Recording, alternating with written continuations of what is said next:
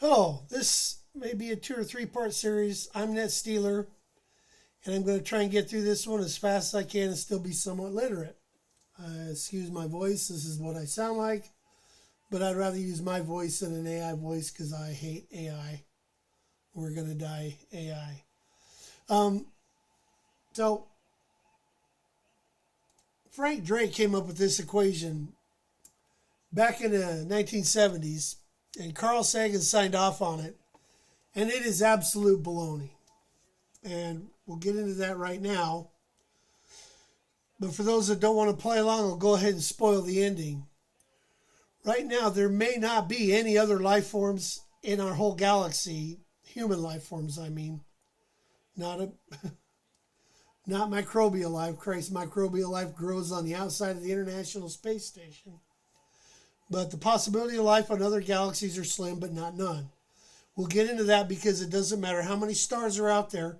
It only matters how many things went right for life to exist. This is what cosmology gets wrong. They think, oh, there's all these planets and stars out there. There must be life. Well, yeah, but how many things went right for life to exist? What you're looking at is a page I found of the Drake equation.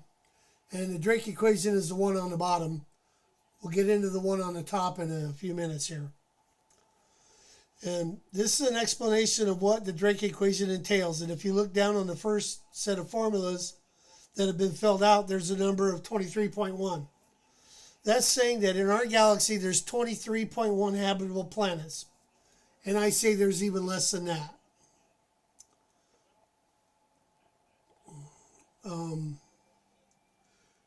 There is this Drake Wikipedia page. This one states, Drake states that given the uncertainties, the original meeting concluded that N equals L, and that there were probably between 1,000 and 100 million planets with civilizations in the Milky Way galaxy alone. So this panel is what they concluded in the 1970s when Drake and Sagan got all astronomers together and cosmologists, and everybody had this nice little meeting. And they had this panel, and they all agreed that there's a possibility of 100 million planets in our galaxy with civilizations. And they're so full of shit their eyes are brown. This is total ridiculous idiocy. Even back in the 70s, they knew better. But that's not sensationalism. That doesn't get them money. That doesn't keep their grants funded. So let's get back to this. Excuse me. The first clue that I had that Frank Drake and Carl Sagan were blithering idiots was the fact that they modeled this Drake equation on our solar system and based it with the super planets outside and the rocky planets on the inside. And even back in the 70s, they knew this was not true because they could detect planets by planet wobble, by star wobble. And the star wobble back in the 70s showed that there was larger planets outside the inner solar system, or their large planets were inside of the inner solar system, not outside. They had detected super planets around stars back in the 70s, but they couldn't verify the planet, so it didn't count as far as they were concerned. That's where they went wrong. They had the proof, and they ignored it. Now, they're also basing this on 2 habitable planets in our solar system. Using the solar system as a reference, only 2 planets match the conditions for life. I'm sorry, but Mars was never habitable. Just because there was water on a planet does not mean habitable.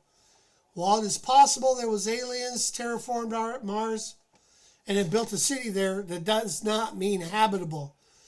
It just means it had a habitat. There are 3 habitats on Earth right now, not counting our Cosanti, which would have been cool if they would have actually ever been able to complete it.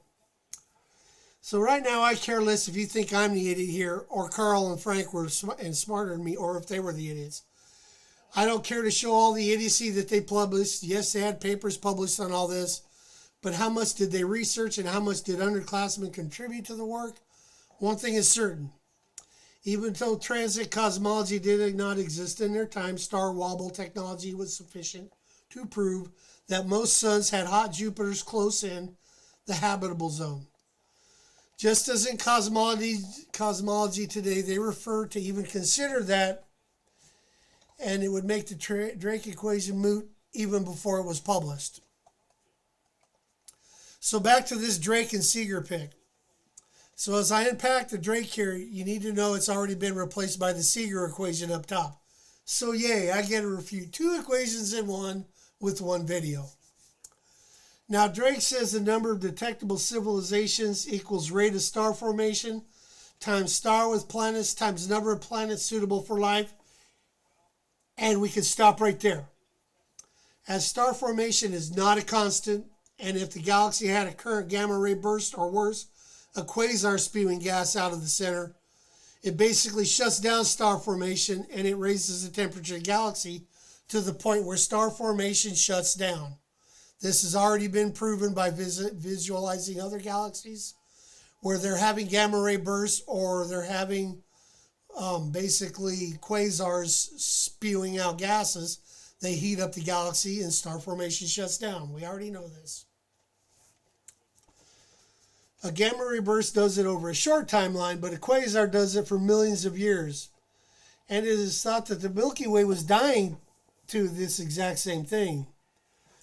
But we know how stupid astronomers are most of the time. The theory that the Milky Way was dying has been proven by them and then also debunked by them. So who knows? One thing is true, a hot universe is not going to be able to develop a huge amount of star formation.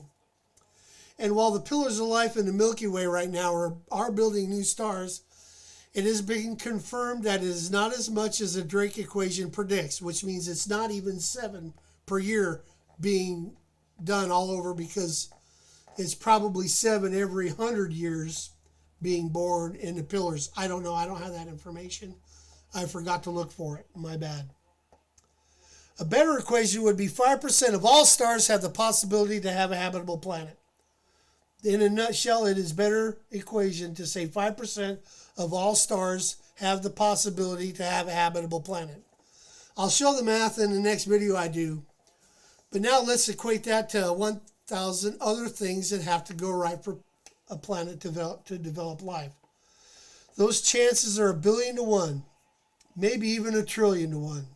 So the answer is 69. The answer is always 69. 69 planets can support life in the Milky Way. Possibly 69 in the universe. But we'll go with this 23.1 right now. For shits and grins, we'll just say 23.1. But let's pick up this other picture here.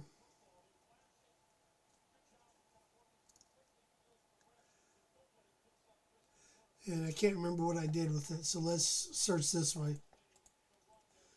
Well, this one will do. Now, these are the average number of stars and the average number of planets. Look at all these. Stars with planets is idiocy. All stars have planets around them. It's not up for debate. At least all stars that coalesce into a solar system will have planets around them. Rogue wanderers and those around black holes most likely will not, as a star with a habitable zone I'm talking about the habitable zone of a galaxy. Yes, galaxies have a habitable zone. Stars have a habitable zone. Galaxies have a habitable zone. But like I said, 1,000 things have to go right for intelligent life. Now, most stars with planets have a hot Jupiter around them, or a super Earth.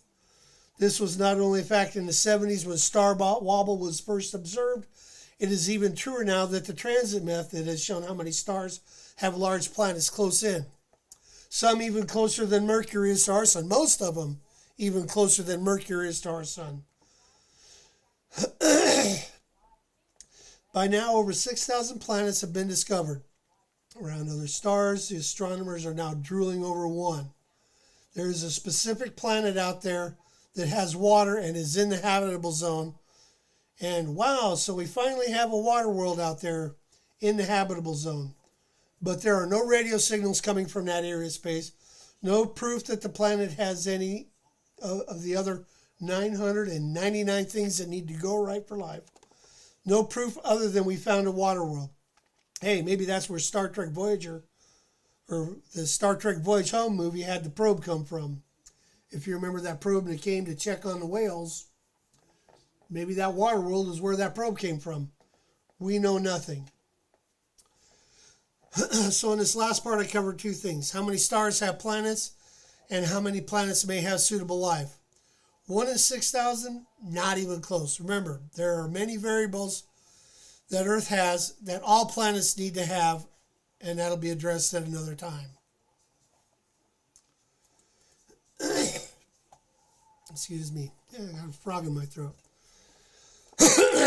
Yeah, as I said, even back in the 70s, he should have known. Drake should have known. And surely by the 90s, Sagan, before he passed away, should have known that the Drake equation was bullshit and updated the Drake equation. But I'm here to tell you the Drake equation is basically idiotic, and there's a reason for that.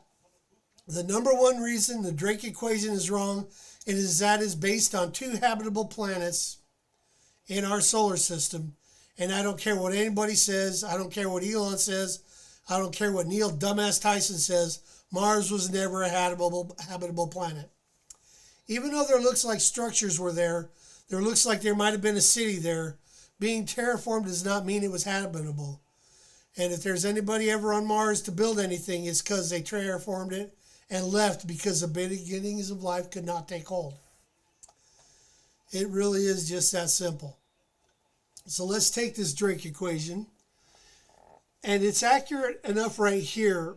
That's because I come up with a number that almost matches. It's actually 4. It does not mean the Drake equation is accurate by any stretch. It means that someone plugged these numbers in here to the Drake equation and it comes up with 9. Not 23.1, by the way. If you get a different answer, please put it in the comments. At this point, I should say the series I used in my research of the episodes will be in the description for anyone that needs to check my research. I will also put links to some websites.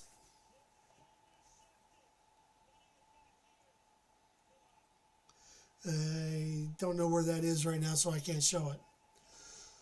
I'd like to go back to the start here. NASA says that in our galaxy, 7 stars are born every year. Well, what the hell does that have to do with it? 7 stars being born every year. What about all the stars that might already be out there? And the observation of stars that look like ours, also 100% of stars may have planets. The chance of one of those planets having life on it, well, that's where we have a problem with the Drake equation. Because none of the other stars we found show a planet that has life. So the first and third digits in this equation, this here and this here, oh, they don't work. I'm not going to even get into the last 4 digits here. This one, this one, this one, and this one. Because that's all conjecture and has no business even being part of the equation. So yeah, you can take this Drake equation and come up with a number. But that number is as arbitrary as saying, look into the sky. I see 7 habitable stars out there. It really is just that arbitrary. If you take the 7 times 0.5 times 2 times 0.13 times 0.01 times 0.1 times 10,000, you come up with 9.1, not 23.1. I don't know who. That just proves how arbitrary this all is. 0.1, observing the Earth as our signs our signs in the space are really tiny and hard to find. Okay, that's true, but where does the 0.1 come in? It's an arbitrary number. On other planets that evolve life, intelligent species might be inevitable, but in reality lower, because with all the species on Earth, only one is intelligent. So how does that make 0.01? So 10,000 based on the evolution of humans, wouldn't this number be here? This is all arbitrary right here, and it's all bullshit. Plus, this should be 1. That should not be 2. That should be 1. And why are you basing all of these? Why are you basing all of these average number of stars, all of them, saying, oh, there's going to be 1 or 2 habitable planets around every one, because there is around ours. That is another reason.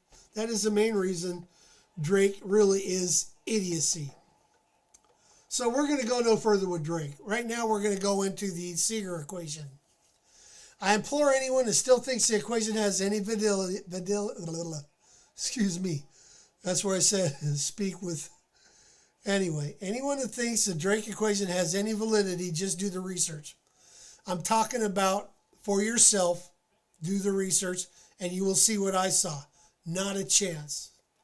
Well, not much of a chance. So on to the Segar equation up here. Segar uses red dwarf star formation to prove this idiotic freaking thing, and give me a break. Anyone that knows anything around red dwarfs that knows that they are ridiculously long-lived.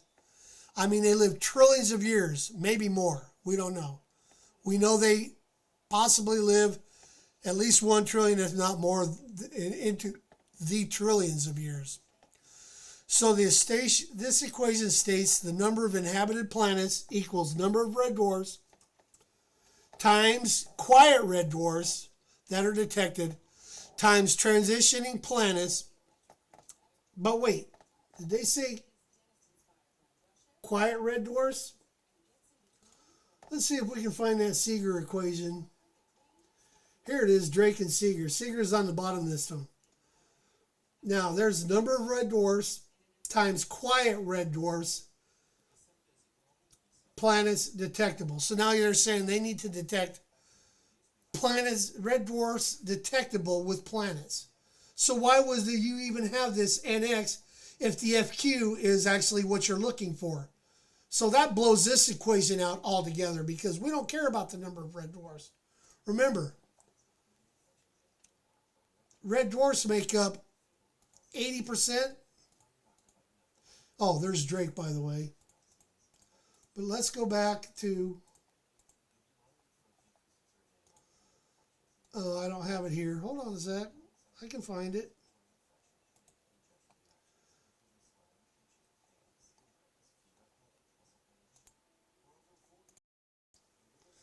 Sorry about that. I'm hoping the audio takes on this, because I've done this video already twice, and the audio keeps screwing up. So I know that I'm going to have to go 17 and a half minutes into this video when I upload it and make sure that the audio is working.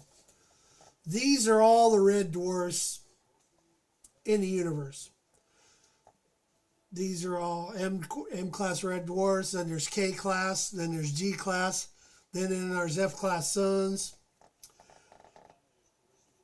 or the G-class suns are right here, then the F-class stars are right here. Notice how they make the yellow ones F-class and the G-class Sol, our sun, this color. And I might be colorblind, but that kind of looks orange to me. And that looks like a burnt orange, and this looks like red. And sorry, I'm slightly colorblind, so I can tell slightly red, blue, green, and that's about it. None of these are going to have stars or habitable planets. None of these are going to have habitable planets. None of these are going to have habitable planets. So,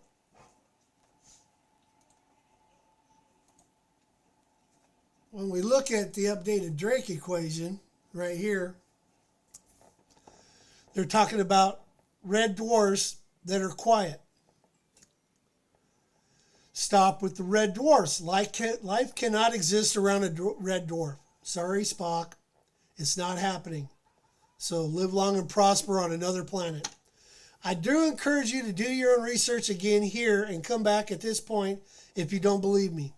I'll say later on, I'll say it now, red dwarfs live to be trillions of years old, and at this point, no red dwarf has ever made it out of its baby stage. It's in its infancy, newborn stage, and red dwarfs are some of the most volatile stars in the galaxy. Also, we cannot directly observe them. They're too faint for most telescopes. We had to look at them through like the Chandra X-ray telescope, or by wobble or transit method. And while some of the videos I've seen talked about red dwarfs that are not that volatile because they have seen them by using infrared telescopes, that does not mean that in a few decades they will not be watching those red dwarfs blast the planets around them like they have been just sleeping, and for a little while they're going to wake up and they're going to sterilize any planet in the habitable zone. So I'm going to stop right here and say at this point, we haven't got to the equations too far into the Segar equation, and it's already idiotic, and there's no point in going on. Detectable civilizations have nothing to do with red dwarfs. Detectable civilizations have everything to do with telescopes and probes, radio telescopes and all, and we just don't have any of it. It's all still speculation. Now, if you want to see the math, I'll do that in a later video.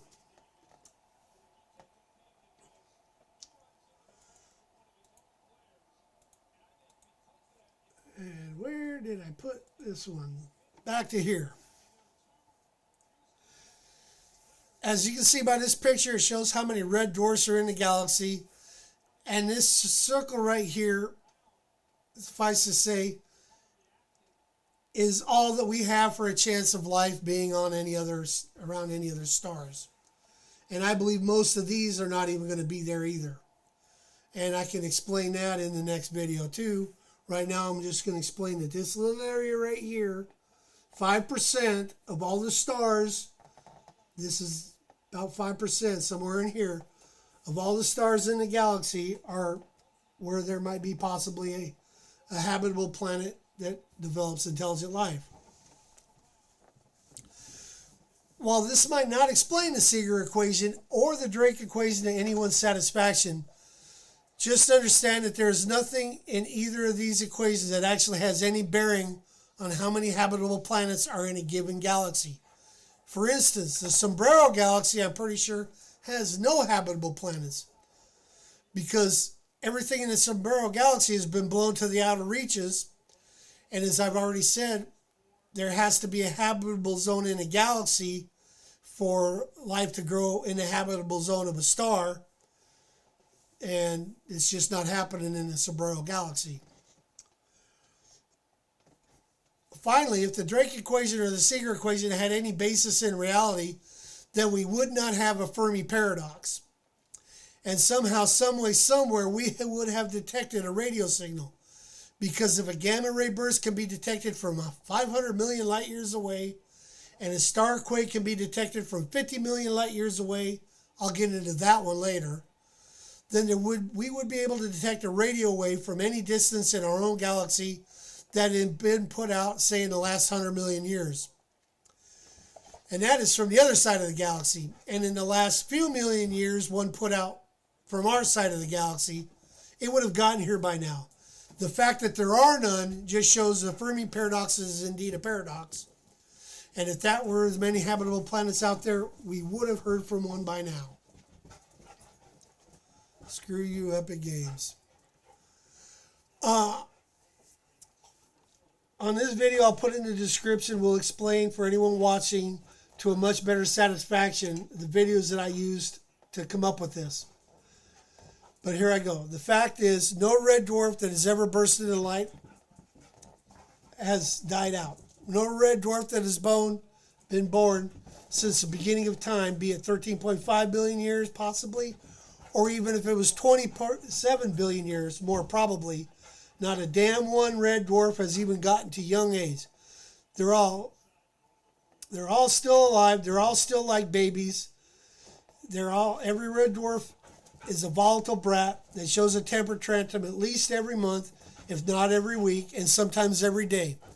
Any planet in the habitable zone of a red dwarf will be sterilized inside a year, even if it has a strong magnetic field. A red dwarf's habitable zone is so close to the star that any planet around it would have a year of complex life to evolve inside, a month and a half? It just won't happen. Sorry, all you Star Trek fans, but no Spock, no green-blooded humanoids, no life. Also, no planet Vulcan. And on planet Vulcan, what produced the oxygen on that planet? I'm sorry, but a volcanic planet does not produce any breathable atmosphere, or there'd be life on Venus, despite the atmospheric pressure that would crush it. Also, any planets around a red dwarf would be tidally locked, so the planet would not even be rotating because it's so close to the planet that they eventually tidally lock, and the same side of the planet just orbits the sun and the temperature on there, and that's why life gets sterilized. That's all in these other videos that I'll post in the description. Both of these equations are plain idiocy, and I challenge anyone to dispute these facts with anything substantial. Everything I stated here is easily provable. Most of what I said is even more proven by a simple AI Google search. That's why I'm saying you can do it in minutes.